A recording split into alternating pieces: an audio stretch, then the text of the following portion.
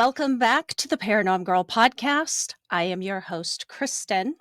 Tonight's guests will be our final guests of the season, and they are so fitting to have on to help me wrap up this year-long dive into the ghostly and the haunted.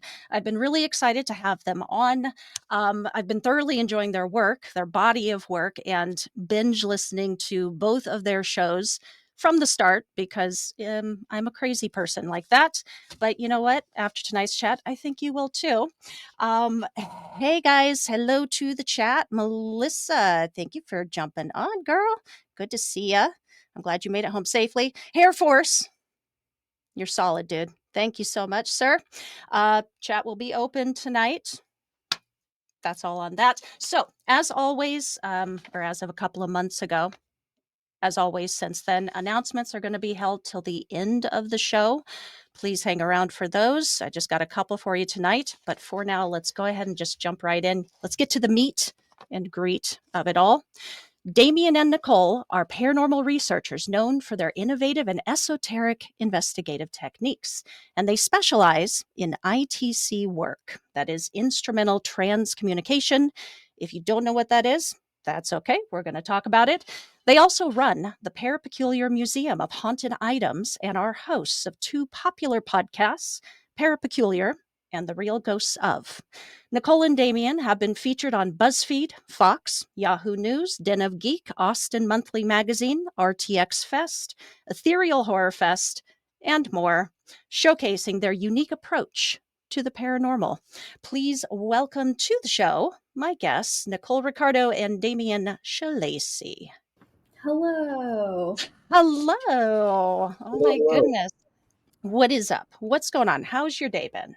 Well, it just got infinitely better because of whoever's in the chat with the name Hair Force One. Air Force One. You know, people have tried to buy that name from him. He'll tell Really? you. Yeah. Wow. Yes. Well, we have a Patreon member called Sir Talking Hair, which I Yes. feel like Hair Force One would have been more appropriate because he Yeah. drives us around. He's our para roadie Yeah, on Hair Force One. Yeah. Oh, I'll nice. start calling his truck the Hair Force The Hair One. Force. We got to get him a vanity license plate. Yeah, Hair Force. Hair Force. Absolutely. Hair Force, you'll have to let me know when your birthday is. I'll get you something. Man, you guys. Well, thank you so much for coming on. Like I was saying, you know, you guys get into you are just surrounded constantly, it seems, with the paranormal. You do so much. You've got your own like techniques and methods, and I do want to touch on a bunch of that stuff today. But I'm thinking maybe just let's start this out like super easy breezy. Why don't we just do a quick brief intro from each of you, or if you want to do a culminated thing, kind of tell us who you are. Who am I? I am a human. Solid. Love that on answer. this planet. I'm not pleased about it, but here we are. Mhm. Yes, I am Nicole. I am one half of ParaPeculiar and The Real Ghosts of. The Real Ghosts of podcast is our investigation podcast where we air all of those things and our weird travels and adventures. And then ParaPeculiar is like if you want to go down rabbit holes, if you are into the fringe, the weird, you want to talk about UFOs, you want to talk about Mothman, you want to talk to the weirdest of the weird in the paranormal, that's ParaPeculiar. So we do both of those. We did not start out doing everything together, but we actually, the way that we met is funny because I had no idea that I was meeting you. I actually went over to the Glass Coffin, RIP, our good friend Joey. And I had gone up there because we were going to talk about me doing some mediumship workshops there for him. Because I'm the medium of the team.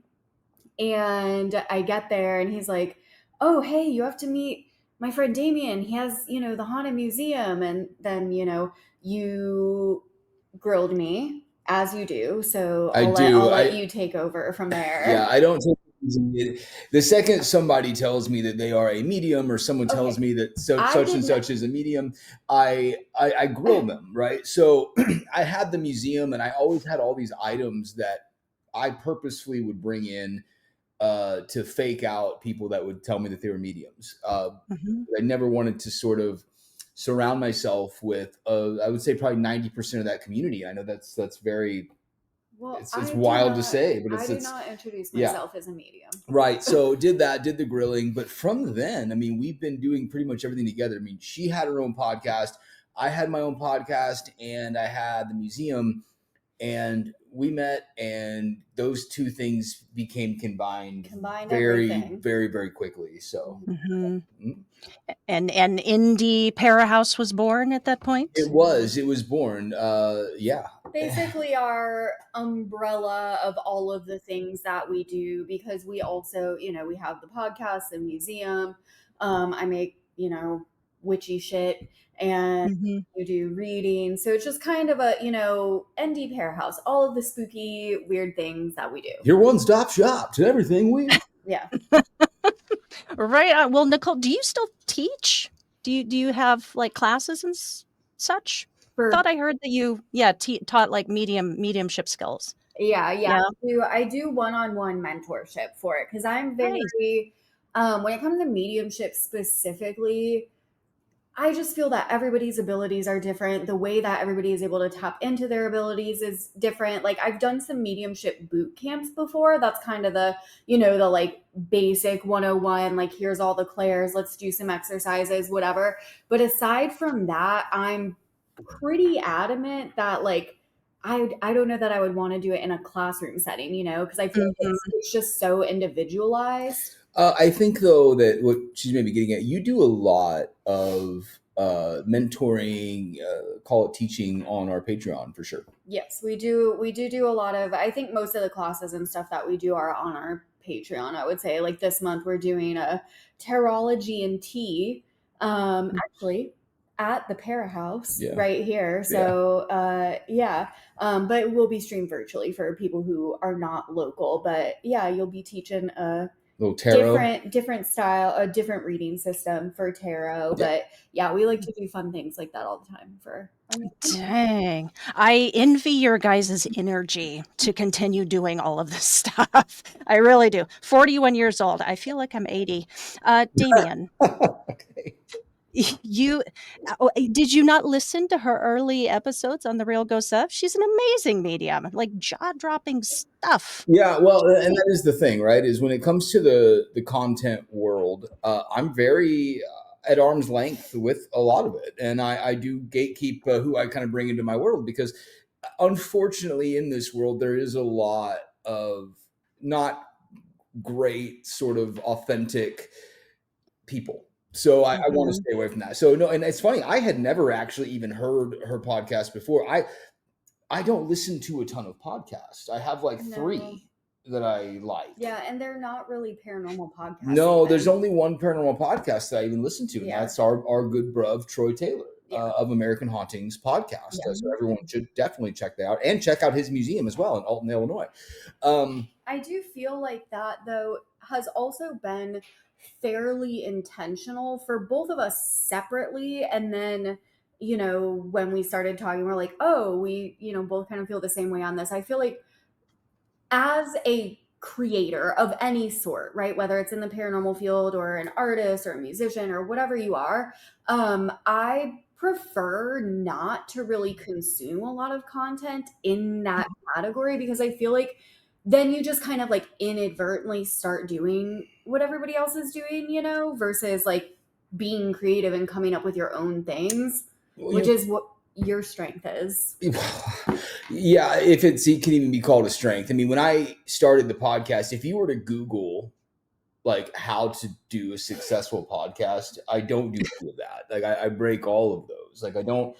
It's long-winded. I go down rabbit holes with people. We'll end up somewhere way far away from what we started. So that was completely different. But yeah, I don't listen to a ton of paranormal podcasts. Really, just the one. So I've never heard hers.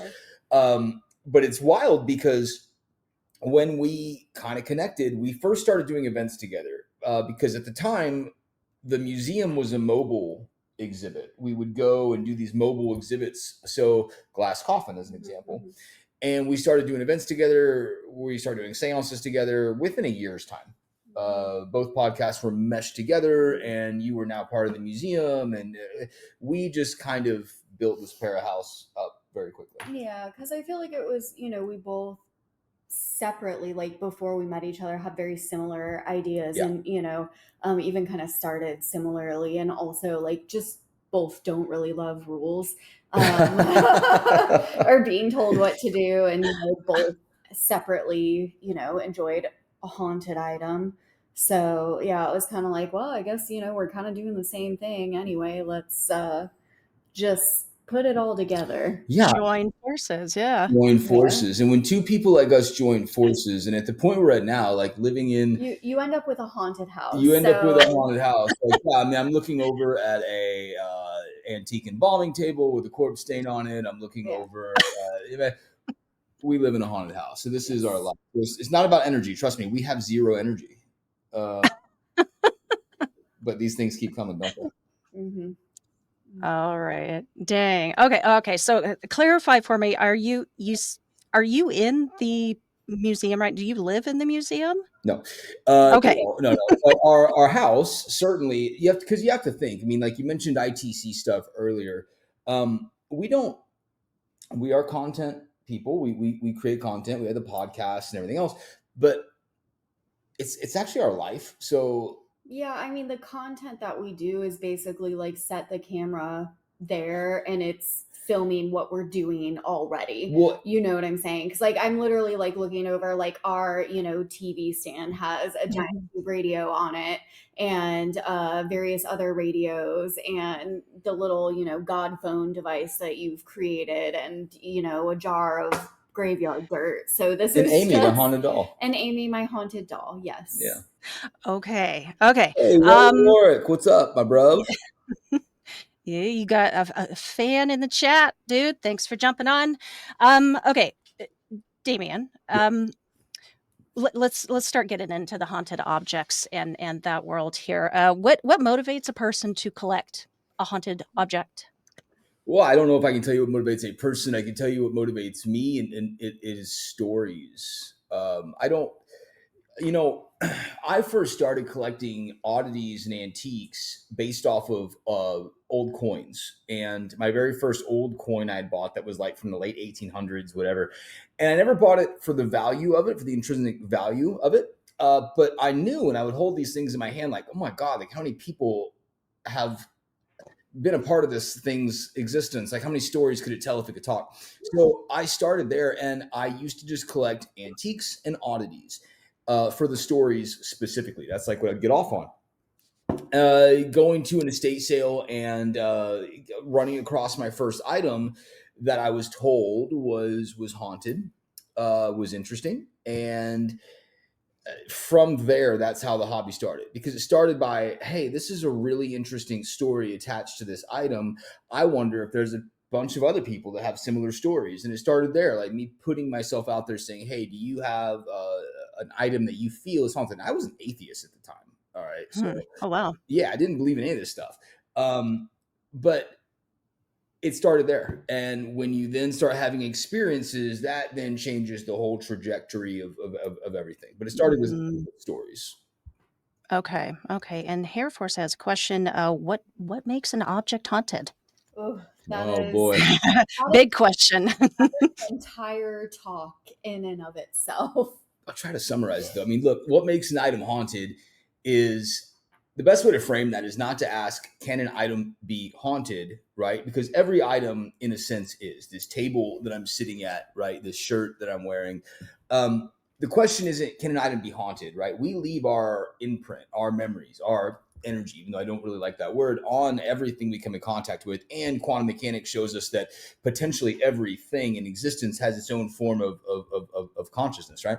So, but the question is, what makes certain items active? Right? That's the question. We don't have an answer for you.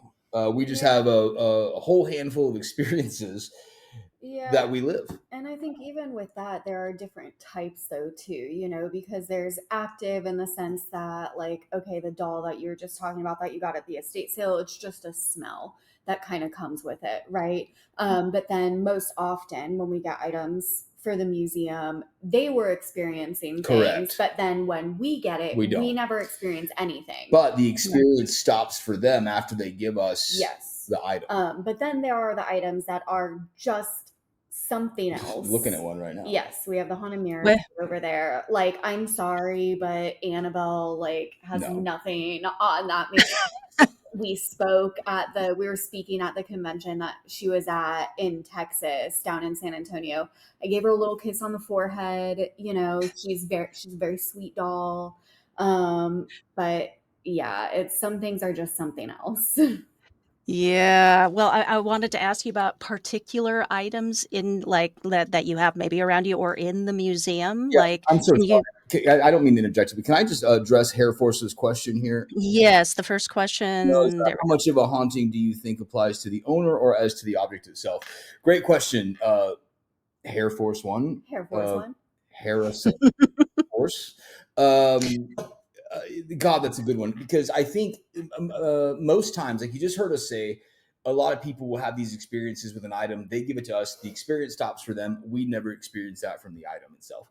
So I think, to your question, a lot of what happens in the paranormal phenomena world is based on the people experiencing it, hands down. I really fully, truly believe that, because I've always thought it's weird. Like, now look, there are certain places that are haunted AF, as the kids say, right? AF. That I don't know why that is, but I think more often than not, people are haunted, not places. Yes, the owner as the object. Yeah, I think a lot of it is physical manifestations from the person, like physical manifestations of the energy, which most commonly would be referred to or known as like poltergeist activity. I think that's kind of the mainstream way of looking at it, but I think it gets much weirder than just, some knocks and taps and such. It does. Okay. So when does a ghost, so to speak, simplified, a ghost ever come into play with haunted objects, locations, haunted people? What do you mean? Just to make sure I understand a ghost, a deceased spiritual, energetic thing. Like, I guess that's a good, that would be a question I would ask you, but I know that that's such a huge question. Like, what is a ghost? But just in your own words, like in your experience, does a ghost, the remnant, energetic remnant of a deceased person, have anything to do with the haunted object, or is it always the perceiver? Great question. Most of the time for me, I would say, and you may have a different answer, but I think most of the time it is the perceiver. It's the experiencer. Look, we've seen this happen before, where a group of people will experience something, but the one person who is sort of the non-believer in that group is the one person who does not experience it. And that is, you can't take that away from both the experiencer or the non-experiencer.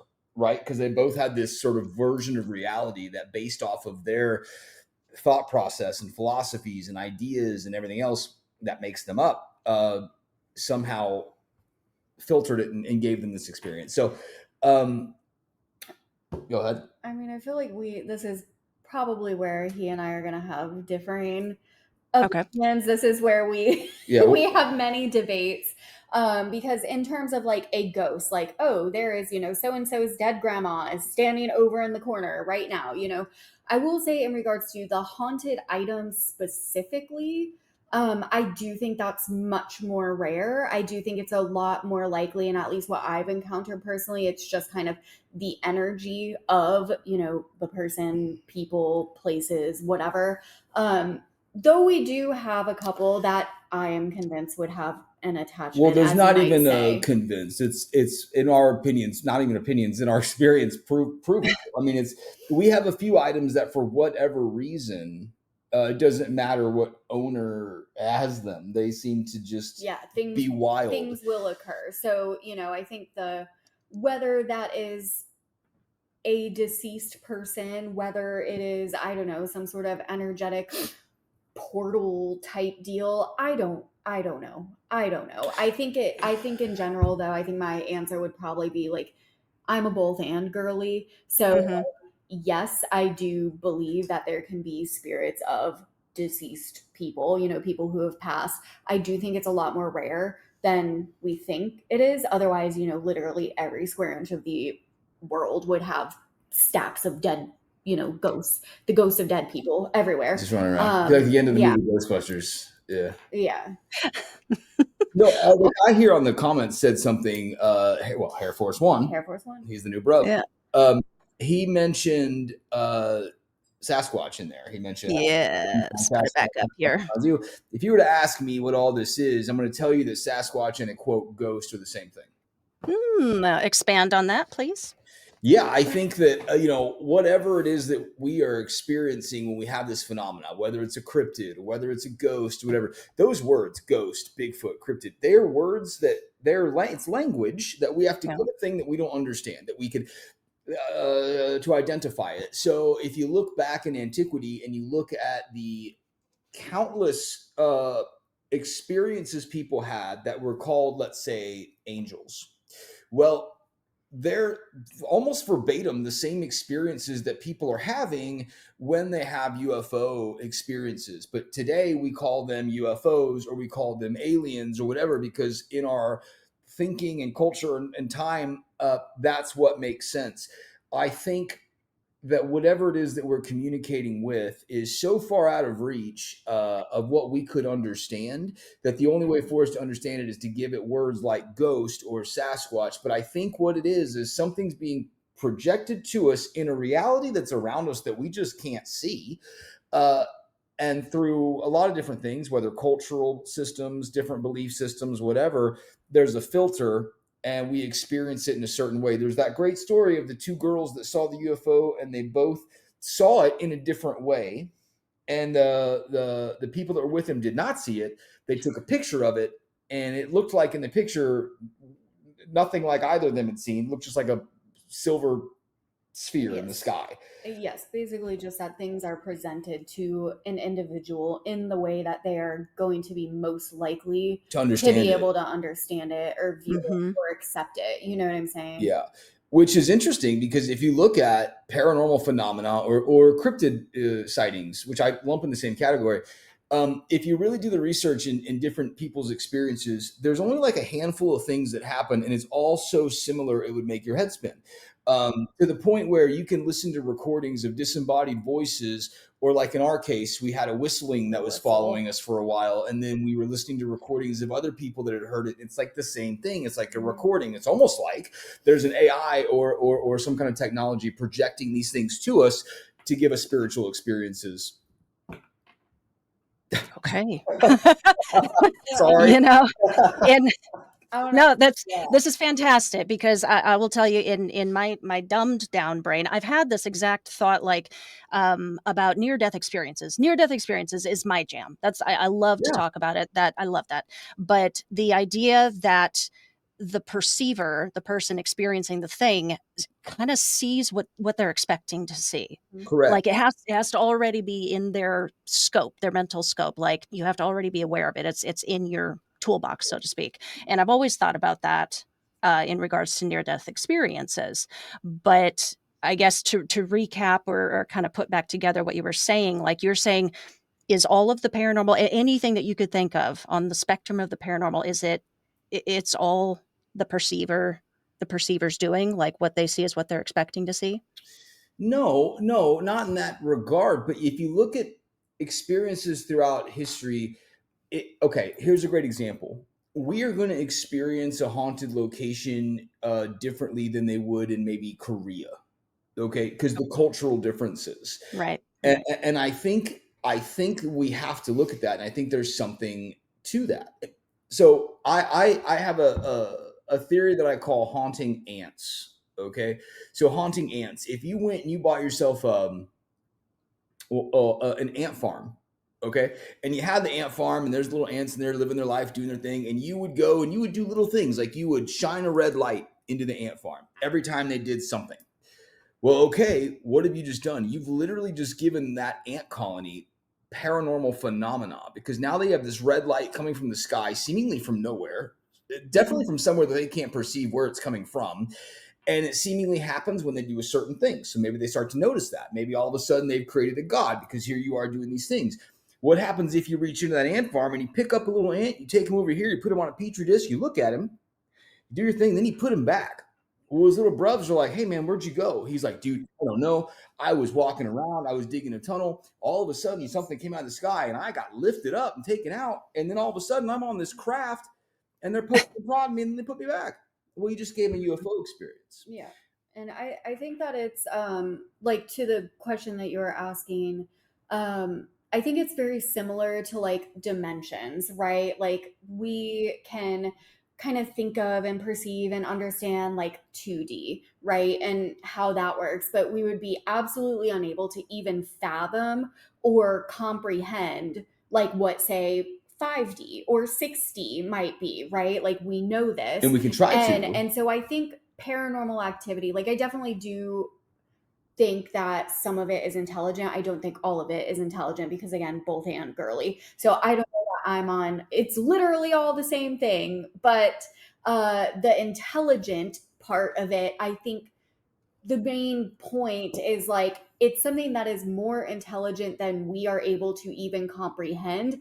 And I think whatever that intelligence is able to tap into the viewer, right? Whoever might be viewing it or experiencing at that time, whatever country you're in, culture you're in, you know, and like basically play on that to project to what they might be able to actually receive. You know, Mhm. that's even documented in, like you were talking about, like the angel sightings earlier, Correct. and a lot of the like Marian apparition things. She will ask, you know, which like, of the major beliefs do you agree with? Which I Yes. think is interesting as can be. And I think the message behind a lot of those isn't so much like, hey, believe this religion, because if you believe this one, you're going to die, then you're going to end up in. No, I think the message is belief in that spiritual side of things.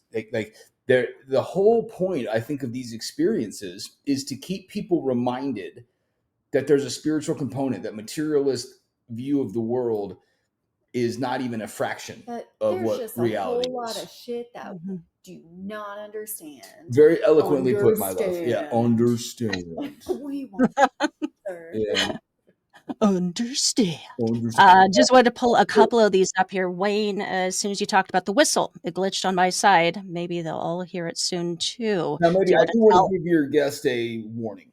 Okay. I am so sorry. It has happened. We have countless messages from people that, and this will answer Hair Force One's question. Yes, Hair Force, we have two podcasts you can actually consume. One is called ParaPeculiar. The other is called The Real Ghost of. And you can go check out our Patreon as well. And we're all over. We drive around the country. So if we're in your area, let us know and we'll come say hi. What was I saying? UADD. The whistling here. Let me put it back up here. We have on multiple episodes now relating to this. Oh, yeah. Specifically, we have actually had to start putting disclaimers on our episodes because anytime we bring this item with us or even just talk about this, Yeah. hence the podcast episodes, people do tend to start Getting the whistle. hearing this as well. Like they'll be in their house and hear a whistle, also may have suddenly flies all over and or find little pieces of glass places. Oh, if it gets that bad, you need to reach out to us pretty immediately and let us know. Well, if you experience any of those, just send us a DM and let us know. It's not going to do anything. I don't know. I think it's just kind of like being like, hey, what's up? You know?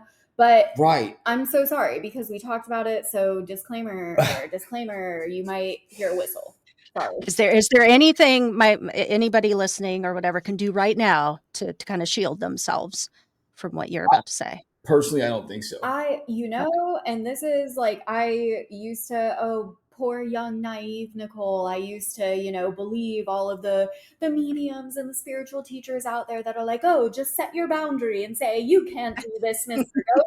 Oh no, this place that we're talking about where this all came from, my number one boundary that I always set when we go into haunted locations, because we go into some bad fucking places, is you cannot touch me. Like, I do not want you to touch me. You cannot scratch me. Oh, they do not care. They do not care. This was one place. We went there and you literally watched it like materializing on my back. I got scratched. They do not give a fuck. They do not give a single fuck. And like, yeah, I mean, we're humans. We don't understand how any of this works. Sure, you can set your boundaries and whatever, but like, I've never understood that. Like, people are like, oh, I'm gonna go cleanse myself or I'm gonna set my boundaries. And it's like, okay, well, mean to tell me like you lose that much power when you die? Like I'm a ghost and my entire existence is like, oh man, I want to go mess with this person. Whoop, I can't. They said no. Like I can't. I think it depends. Okay, well here you're generalizing. I feel like you can still do like cleansings and protections and whatever. However, I do think it depends heavily on the manner in which you're doing it, because there's a difference between like cleansing and say something that's like exercising or say binding, right? Like those are all different things. But also I do think it depends very heavily on the type of entity, right? Because there's like, yeah, sure, we have our like, dead grandma that's in the corner, right? Hi, grandma. But there's also everybody likes to talk about the D word, and it's the hot topic, right? Demon, and like I don't know. But what I do know is there are some things that just are inherently not good. It is not good. Like we've encountered it. I don't know what it is. I'm not putting labels on it, but all I'm saying is they're not abiding by anybody's rules. What I find really compelling, to be honest, on that is I think when it comes to cleansing rituals and things like, well, first off, I think it takes a serious belief. Now, if in your practice that you are into, if that's a big component, great, then it's going to work. Okay. It's kind of like a Ouija board. If I don't believe in it, then no problem. I mean, we have so many, it's ridiculous. They're all over the house. If I am fearful of it, which is one thing I noticed having the museum open, is different cultures coming in and seeing their reactions to things like Ouija boards. Well, one culture never experiences anything negative with them, whereas the other one all the time. Right. So you can't tell me that a Ouija board's like, oh, I'm going to get this culture over here, not this one. No, it's a belief thing. It's 100% a belief thing.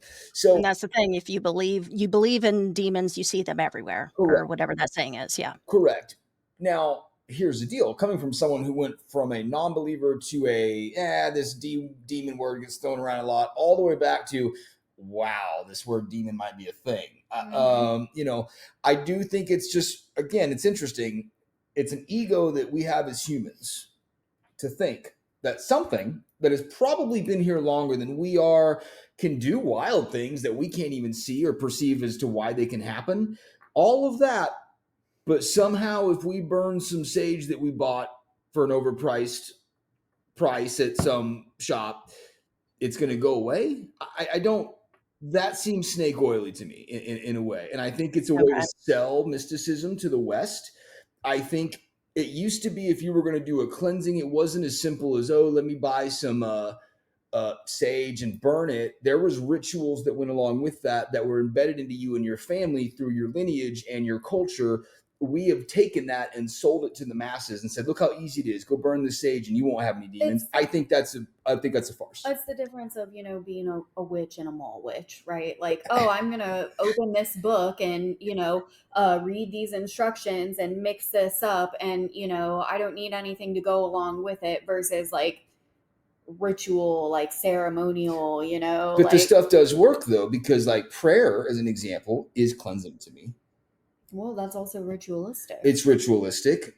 We've seen certain things we've put up in our home cause the home to have a negative response to it. Yeah. So it works. I think though that it's not as simple as, oh, let me just go burn some sage. I don't even know what this is or what culture it comes from, but I'm going to burn it because it can apparently get rid of ghosts. I think just an overall a blanket statement, which how much I dislike those. Okay? Correct. I very much dislike blanket statements, but I think blanket statement is people like things to be simplified because we live in an era where you can go on TikTok and there's 15-second videos and you can search on Google and there's an AI one paragraph response at the top, and everybody wants things to be like bite-sized, quick, fast, but like that's not actually how the world is. There's a lot of nuance and there's a lot of subtlety and there's a lot of black and white.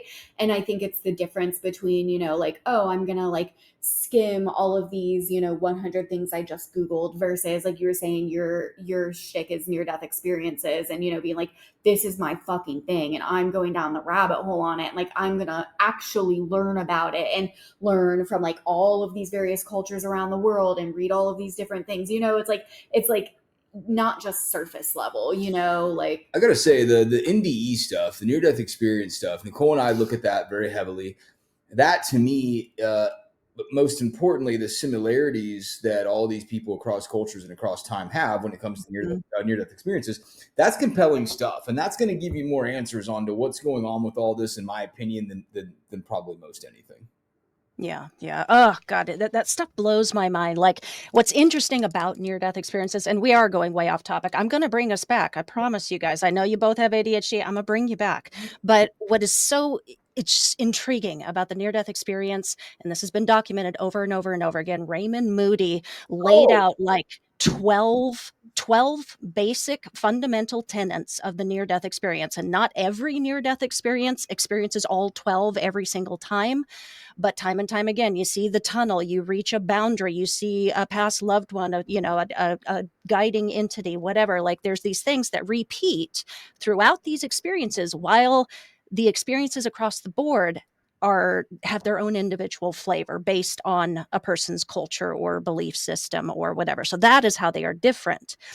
But time and time again, they come back and they include these fundamental, like, cornerstones of the near-death experience. So yeah, it's we could go off. We could.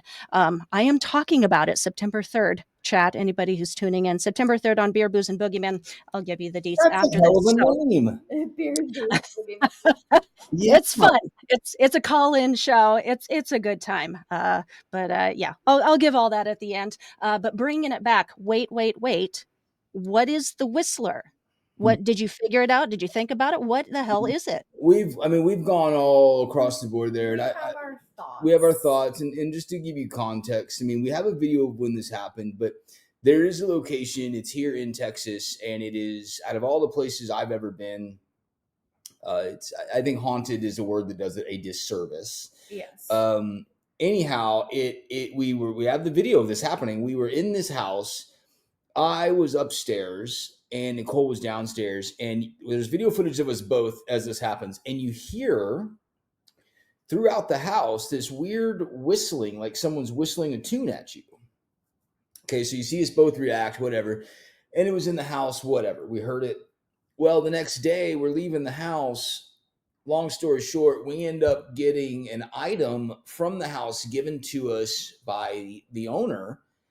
And from there, that same whistling had followed us around and infecting podcast listeners. We started taking those items to our events that we speak at, and we'll get messages from people that were there, and they'll say that damn whistling, it's in the house, or I got hissed at, or whatever. And and even when I was editing the RGO episodes, that included that the girl who was editing the audio for the podcast at that time, she had to stop editing the episode and refused to edit the rest of that series in her house, because when she was editing it, she was there by herself and she heard somebody walking around upstairs, and then she was getting growled at, and she was like, no, I literally will, like, I'm sorry, this is going to be late. I cannot edit this in my house. So that house that we're talking about, where we got the item from, which we now have several items from, I became very obsessed with the house. We've been there so many times,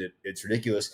But we have all these items. I actually spoke with many of the people that lived at the house before it was a place that paranormal people were going to.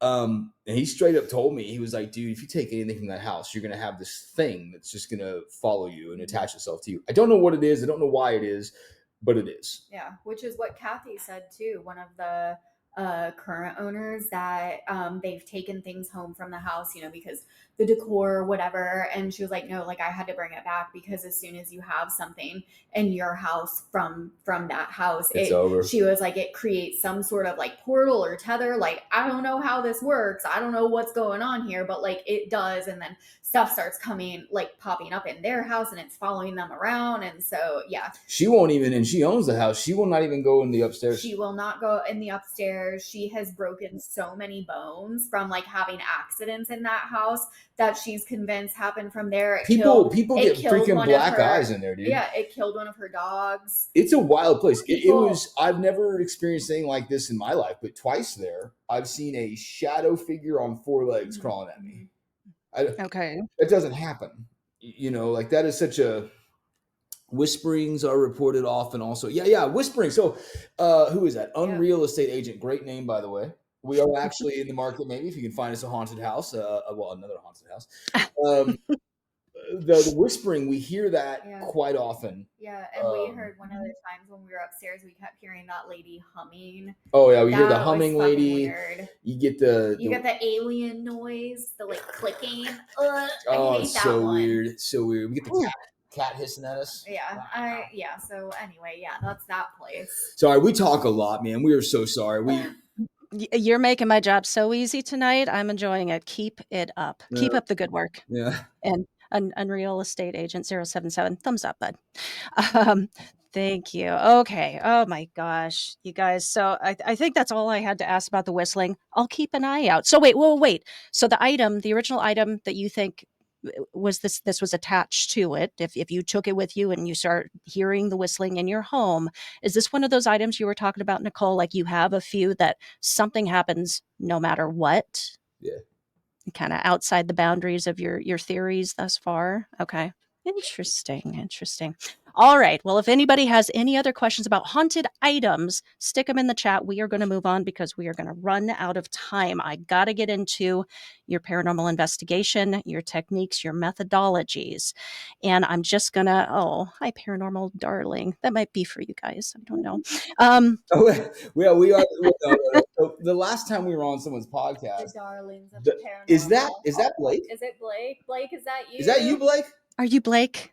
Wait, if it is, then it's all of them because they're at Velisco right now. They're at Velisco. If it is y'all, we were just talking about y'all, and we were dancing around our little kitchen here because I was like, our bruvs are at Velisco right now. Is it fun? Action figures? This is... I'm not in on the conversation, the joke. Who knows? It could be our bruvs. Anyhow, what were we saying? Okay, yes. All right. So, aside from just being totally just surrounded by the paranormal constantly 24, it's your life, which I think gives you an extra edge when it comes to your paranormal research and you guys being able to come up with these new theories and do experiments like, spend 10,000 hours to become an expert in anything. I think you guys are doing that. An additional unique edge is, of course, Nicole's mediumship, I think. And I have been able to kind of see the evolution a little bit, just listening to The Real Ghosts of and seeing those early episodes and the walkthroughs move forward. So it's evolved a little bit. Can you tell us how you incorporate today the mediumship aspect into your investigations? Yeah, I mean, it is. I do still do walks sometimes.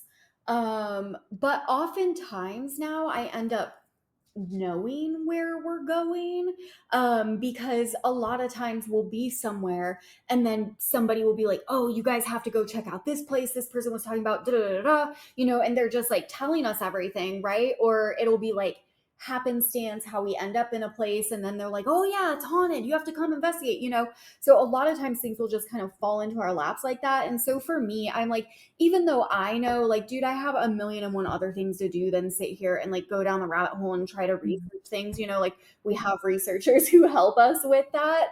I just feel weird about doing my walk at a location when I already know where it is we're going, Well, so now, and we are dreadfully aware. So we're dreadfully aware of the fact that anyone that listens to those walks, like they could, if they wanted to, just say, well, we don't know that you've never been there before. And yeah, we don't... mediums get dragged all the time. So whatever. I mean, I'm less concerned about. I'm just like, if they're going to believe or not, whatever. I think we found a better way to utilize those skills. Yeah. The way that we've been incorporating it more now is obviously we do Estes method, like a lot of like spirit communication. But I think the thing that's been working that I've been liking most recently is we had a piece of equipment built for us that has the different frequency tones for each chakra center in the body. Like there's, a different like frequency tone that corresponds to each one.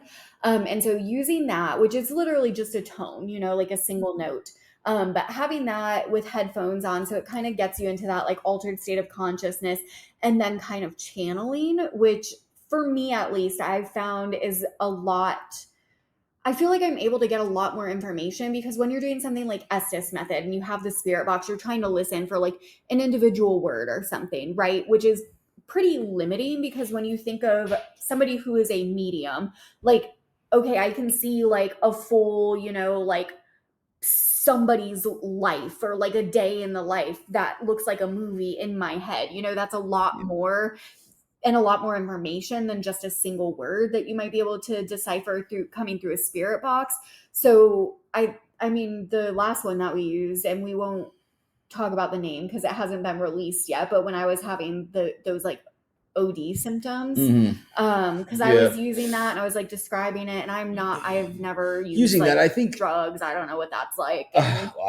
I think all that to say that we don't want to do your basic what you see a lot of mediums do, which is like they make it very egotistical. They make it about them. Like, we don't want to make it the Nicole show. Like, it's funny, for as much as we like to talk and as sort of amplified as we are, we also are not like us girlies. We don't want to make it all about us. So it's like we want to be, because one thing I understand, like, and this is not an opinion, the research very clearly shows that every one of us is or can be, has the ability to be whatever, what people would refer to as a medium. Mm-hmm. Okay, everyone has it. It's so a skill, and you can practice it and hone it just like any other skill. And we understand that very clearly, but we also understand the nature of what it means. It's not a parlor trick to go in and be like, oh, I pulled out history that I couldn't have known before. Look at me. Like, that is too far egotistical to get anything really done in this field, to really dive into this. We take that ego out. And we like to use Nicole like we would a device or a battery, right? Like, I want her to tap into places to try to connect with whatever intelligent thing is there. I could care less if she can pick up on a piece of history.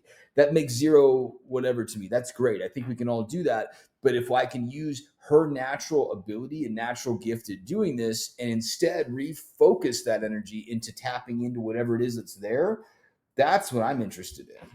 Yeah. Okay. Like, I think when we, the one that I talk about often, but it just lives rent free in my head, when we were at Waverly Hills, actually, and this is on one of the Real Ghost of episodes. We put out our series on Waverly Hills, and I did put this session in there.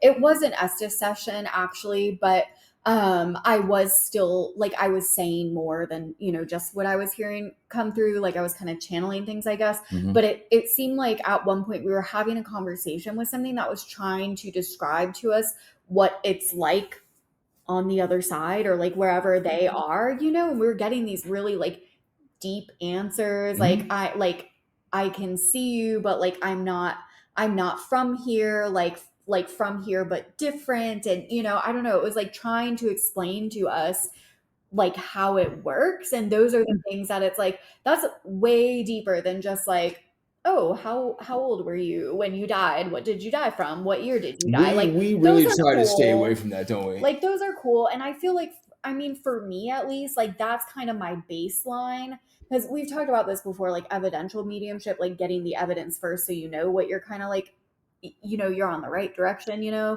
like, okay, I'm tapped into something that's relevant, versus Joe Schmo ghost from down the street.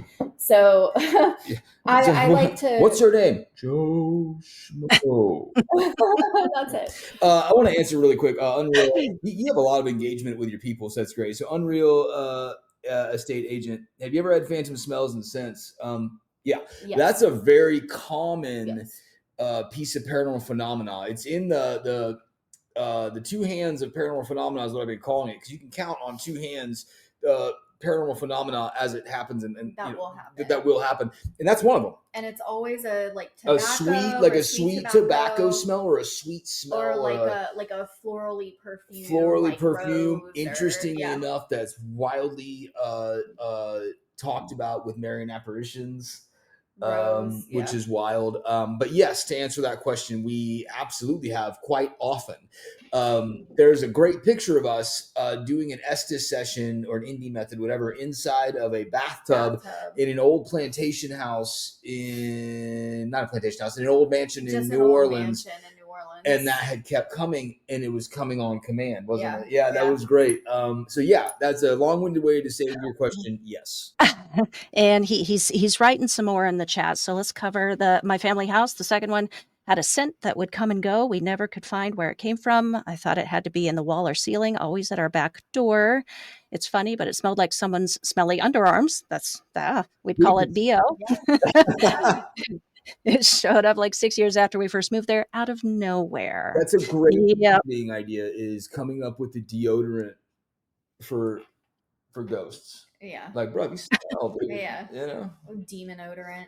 Yeah. Oh, wow. Hey, good job. That's bad. That's That good. doesn't deserve it. That was bad. Demon odorant? You think so? Inventing and trademarking right here, folks, right in the The flesh. gears are turning. You're seeing the magic happen.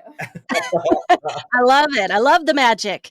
Okay, so yeah, we are going to run out of time, so I'm going to skip ahead here because I do want to get to and this may have already been stuff that you had mentioned, but I kind of want to understand your indie method, what is involved in that, because you guys get such outstanding activity. I talked to a lot of paranormal investigators, and your guys' shit is just so much. And I know from what I understand, you're not necessarily there to collect evidence to prove anything. You're there to experience, right?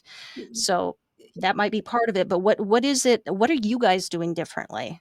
Well, I think. Okay, wait. Can I start this one? You can. Because I feel like we can talk about ND, but I feel like, so to your point of we have a lot of crazy shit happen, yes, and we both separately have investigated with a lot of people, right? But I think first of all, like I mean, everything's energy, right? Everything's waves, bruv. But waves, baby. It's I don't know, something about like our energy together. And we found this out very early on because we started like doing experiments in the museum and stuff just started getting weird. And we were like, what is this? This is like weird. It doesn't usually like happen like this. We were always the only. But then we have been very intentional to do energy work exercises together to try to cultivate that. And something that I have been saying pretty recently, I guess, but I do think that a lot of our success, especially with like the spirit box sessions and stuff like that we do when like I'm under headphones, so kind of the way that like we're using my mediumship now, I do think that a lot of that, to be honest, is like I'm kind of like tapping into your energy. Yeah. And vice versa. It's creating like a sort of like circuit situation almost. No, we're gonna have the same answer there. When you ask what are we doing different, I think it's a philosophical way, it's a philosophical answer, because we are relying on each other. And it doesn't matter what experiment we're doing. We use spirit boxes. We use these things. The difference is with Nicole and I, we have an understanding, or we think we have an understanding of why these weird paranormal gadgets seemingly work. And it has nothing to do with the science behind the gadget itself. So I think what we're doing differently is approaching it with that esoteric thinking, and knowing that it is us tapped into each other that is allowing ourselves to be tapped into whatever is here in the environment. Versus a lot of teams you'll see, they're taking this scientific approach, which to me makes zero sense, because the material sciences are never going to solve what this is that we're communicating with. Hard stop. It just won't. And your EMF meters and your REM pods and your spirit boxes aren't designed to do the things that we're doing with them. So the science there, you should stay far away from that, okay? Or else you're just going to get destroyed. You're just going to get destroyed. Versus looking at these things and being like, well, these things do work. Why? Let's go deeper to try to understand why. And we will do, like Nicole said, energy work to connect with each other. We understand that a lot of this is us. So if we're using, let's say, a piece of paranormal gear, a gadget, that thing is not working and connecting with something because of its science. No, it's working that way because of our intent. It becomes a psionic process. So we understand that, and that's how we work together. There's a great picture to sum all this up. We were at Octagon Hall, and we were doing an Estes session, and Nicole was looking one way with the headphones on, the white noise, the whole deal. And we have a picture of this. And I told the guy with us, Eric, I said, watch this. I'm going to send my energy to her. Let's see her react. And I sit there and I stare at her, and I'm sending it. And then you see her turn. What? Just like that. And I think that right there is the best way to answer the question. Okay. I just want to put Unreal Estate Agents messages up. Thank you so much for commenting. Appreciate it. Grew up in that house where I was once physically touched on my back. Yes, common. And my cat who had passed that briefly visited, meowed to me 4 feet in front of me, but she couldn't be seen, heard only. Wow, man. I'll have to talk to Mr. Unreal Estate Agent after the show. You should message me. Yeah, and he's Let's not talk. You've got a lot of 007, stories. he is 007. I'm trying to. That's been in my head the whole You time. trying to place it? The whole time, I'm like, dude, I don't know if this is a James Bond thing. I don't know what's going on. Like, I can't even formulate my words correctly because you've got this fan base with these great names. I guess so. That's what I'm. Yeah, that's what I'm known for. It's what I do. So you guys, this is reminding me. This talk that we're having is reminding me very much of your plasmoid episode, which I listened to 3 times over and over and over because I still couldn't understand it, but I liked it. Does that make sense? I really liked it. I was like, wait, huh? Okay, replay. Let's go ahead and wrap it up here. I just want to ask you, just to clarify, nuts and bolts breakdown ITC for anyone listening. What is included? How is it used? How are you guys using it?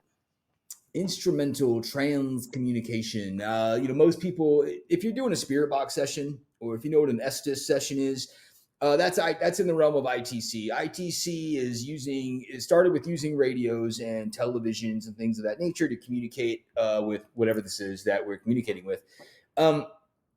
We started, like a lot of people, utilizing spirit boxes, and the spirit box thing is wildly interesting. I'll never forget the first time I heard my own voice come through one, which caused me to have a wild breakdown. Yeah, a little mentee beat. What? Yeah, and that was a shift for me in my thinking, and I'm like, okay, why do these things work so well, these spirit boxes? So I dove into that world and that research. You dive into the ITC world and you start to find groups of people who are far removed from the paranormal community. They don't like the shows, they don't like the groups, they don't go to the conventions, but they're doing very serious ITC work and having amazing results.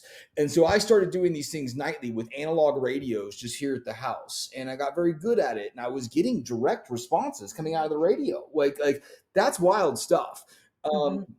So that's what it is. It's using televisions, it's using radios, your spirit boxes. I consider really anything that you're using. Yeah, even using a REM pod as ITC.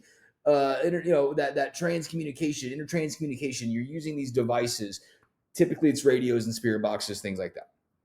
Radios and spirit boxes. Are there any visual ITC methods? Yeah, of course. I mean, using like analog television. So one thing that a lot of researchers will do, and you can go down this rabbit hole, and there's wonderful stuff out there that's been captured. You can take a analog television set, put it on snow, so static, and take your video camera and plug the AV cords into the TV so they're plugged in together, and point it at it so you get an infinity loop. Okay. And record that bad boy, and then go back to that footage frame by frame, and you will sometimes see words, you'll see faces, you'll see all kinds of things in there. So that's a visual way that you can do ITC is with a television. That's one way you can do it. Okay. And I just have one more question. You reminded me with the audio aspect of ITC. I think it was a recap for Waverly about EVPs. There was an EVP that was captured, and you guys were considering whether EVP might sometimes be like imprints of the living mind, and that stuck with me. Is that something that you still kind of consider to be true? Can you expand on that just a little bit? You want to go first? Because I'm gonna spew it. He's gonna go for it. I mean, yes, and I think the thing that I think would provide a good example is a John Tenney-ism, I guess. Shout out John Tenney. What was it? The VHS tapes? The VHS that tapes. He was doing it on, where he would put it under his pillow and sleep on it. Yeah. Right? And, then go back through for however many nights he would do it. Buildings. Yeah. And he would go back through, and it's, a blank tape, right? But he would go back through, and we were talking to him about it. He's like, you're sitting there and you're going through like hours and hours and hours and going frame by frame, and it's super tedious, and, nobody wants to do this. Who wants to do that, right? But then he was like, when you get to that one frame where you look at it and it has like the imprint of a building on it, and it's the building that like you saw in your dream 2 nights ago, it's like, that is like wild shit. It changes your life. That's wild shit. It changes your life. And I think golly, yeah, that is a great experiment that people can try, is taking an old VHS tape, taking a refrigerator magnet, putting it on the tape, putting that under your pillow, and then sleeping and going back and looking at the tape frame by frame. But what was the initial question? I'm so sorry again. My brain is just all over. It's okay. Hold on. Answer this real quick, and then I'll re-say the question. Do you guys have a YouTube channel? Yes, it's under ND Para House. You've got Hair Force One in your corner, you guys, and I tell We you have what. a lot of hairs in our group. Listen, Come to the dark side. if you like what we're doing and you like the podcast, like most of our video content and fun crap, like is like joining our Patreon family. Yeah.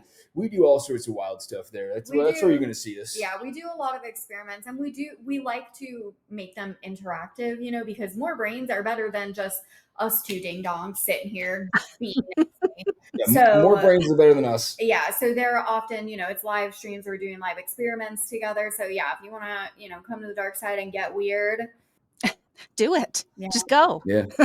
Now, the question was just in regards to the living imprinting their thoughts into the EVP they capture. I think that happens more often than we know. And I think when we're able to get historical facts about a place, I think it's because we are more tapped into what I call the network than we think we are.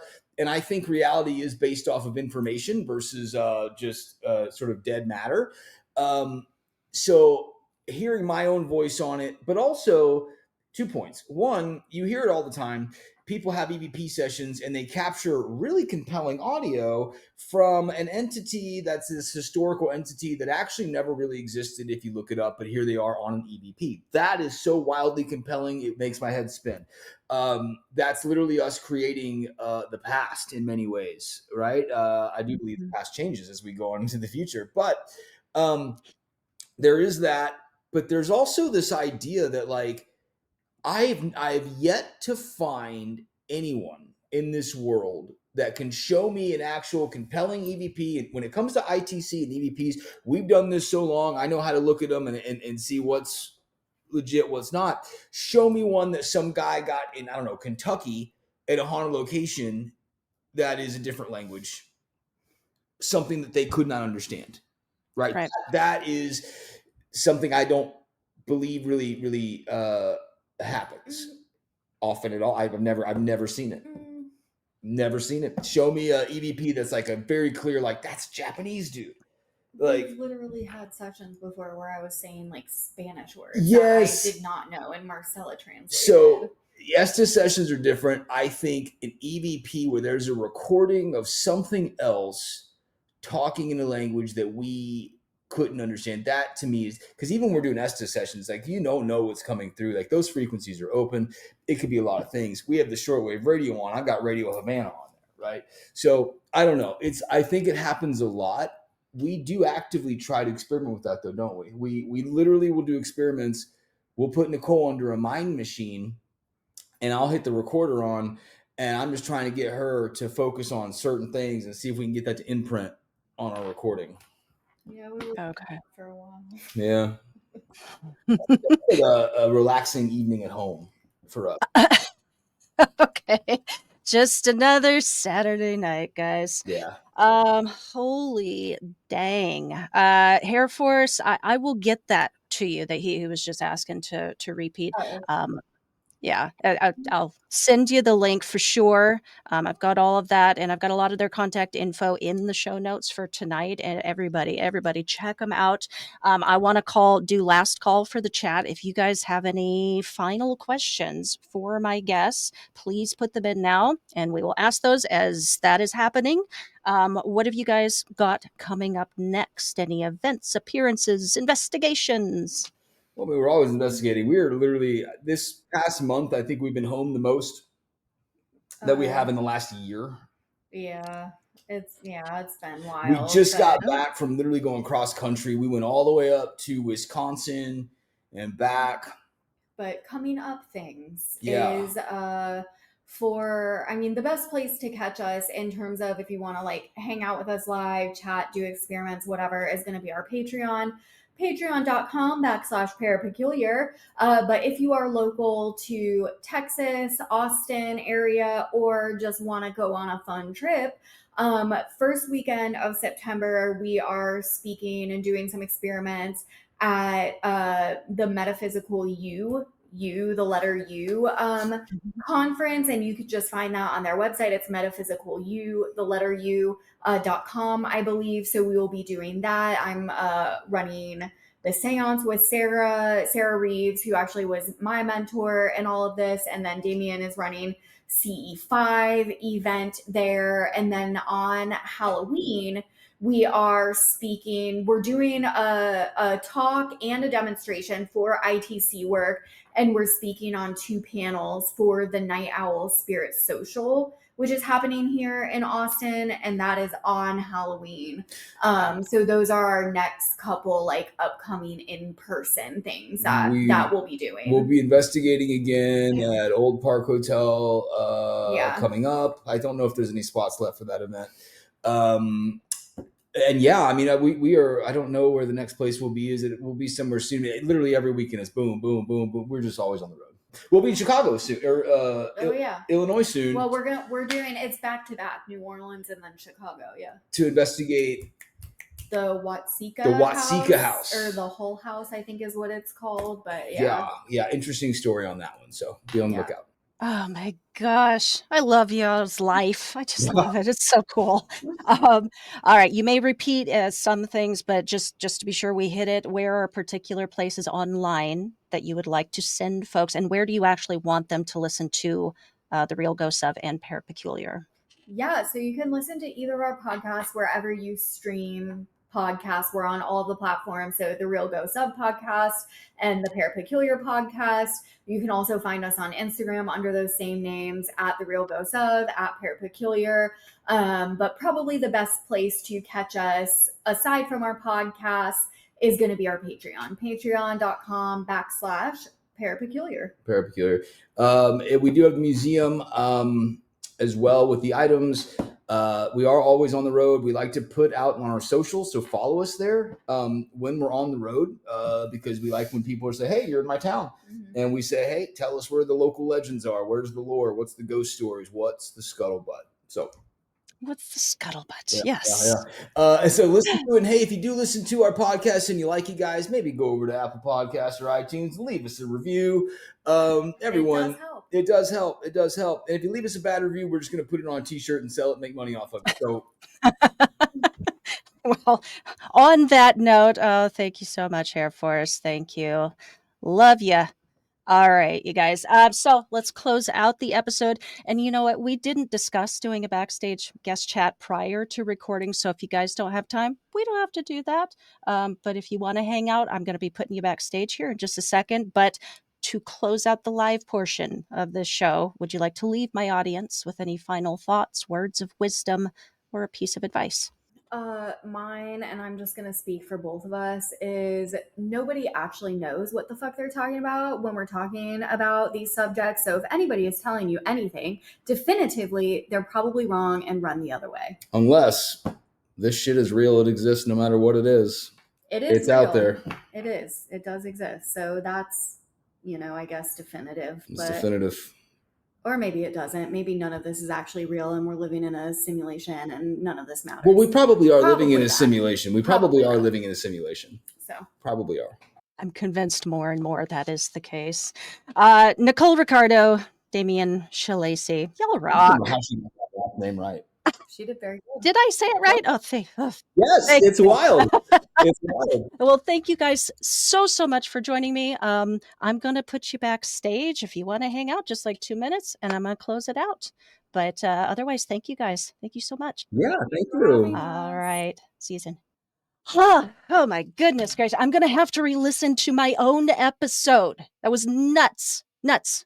Plasmoid theory. You just go listen to their shows. You'll know what I mean. So phenomenal people, obviously. They're working hard for you in the field today and every day, bringing you the latest and the newest and paranormal research and theories and experience and flavor. If you guys had any final questions for my final guests of the season and you did not get to ask them in the chat, although you guys were on fire tonight, thank you so much, but you didn't get them answered, you want to get it to them, like they said, reach out to them on Instagram. Let me throw that back up here just one more time. So you got at The Real Ghosts of and at ParaPeculiar, both great places to catch those guys. Also, their Patreon. sounds like a pretty awesome place to catch him as well. And by joining, of course, you're going to get access to all kinds of new and exclusive stuff. You'll be ahead of the crowd. So go join them. That link is in the show notes. I think that's it for that. Announcements. Oh, yeah. So I've been very busy last couple of weeks, last couple of months, years. Who are we kidding? I know, right? So next week's episode is going to be a little bit behind. Forgive me, but that is coming out shortly, followed by our season 7 finale episode. Yes! It is a huge celebration for me. Anyway, because it means that a year's worth of research and recording and writing and generally just killing myself over the material all comes together in a nice little, crunchy present, so to speak, for you. So keep an eye peeled for that conclusion. Please do send your thoughts on my final takes. They may not be right. I never claimed that to be the case. So I do always appreciate you guys writing in your opinions, your words of wisdom, disagreements. If you think I'm full of crap and you did actually see a demon in the flesh, probably in your bathroom, write that to me. I want to read that. paranormgirlpod@gmail.com or message me at paranormgirlpod on all social platforms. Now, per tradition, I will be taking a month off between seasons. I'm going to have some special videos kind of preloaded for you guys while the show is dark. And I'm going to talk about what that is on the conclusion episode. Also, on the conclusion episode, I will be announcing the season 8 topic. You guys voted, and I heard you, but you voted too hard because now we have a tie. So we're going to break that tie. You're going to help me. Appalachian folklore and high strangeness, it's a long title, is neck and neck with magic. So you can participate in breaking this tie by going onto Instagram Monday for 24 hours. There's going to be a poll in my story. So place your votes, place your bets. I almost said place your bets. Place your votes and let's break the tie. And then I will announce that on the conclusion. I think that is it for that announcement. Final announcement. Yes. Okay. So if you follow my other show, Beer, Booze, and Boogeymen, again, tune in September 3rd, 8 p.m. Central for our next live episode. We are discussing near-death experiences and superstitions. So if you have any personal stories or thoughts about either, call in 208-717-1611. Like I said during the show, near-death experiences are my jam. That is my personal favorite topic to discuss. So I am really, really hoping for a good crowd of callers. Again, if you have a story you'd like to share, when the line's open, call us 208-717-1611, or you can submit your story and have it read on air. Go to ghost.beer. That is ghost.beer. Super simple. And that's all I've got for you this evening. So I'm going to hop backstage and check back in with Miss Nicole and Mr. Damian, and we'll see about a backstage guest chat. If you want to find that, if we do record that, you can visit my Patreon, patreon.com/paranormgirlpod. I will catch you guys back here for the next live episode, October 15th. Yes, check my notes. October 15th, my next guest. So there's a little bit of time there. In the meantime, you can still catch me on all of the other regular platforms in the coming weeks as we wind down and wrap up this investigation on ghosts and hauntings. Whenever I see you again, until then, stay safe, keep the nightlight on, and sleep with one eye open.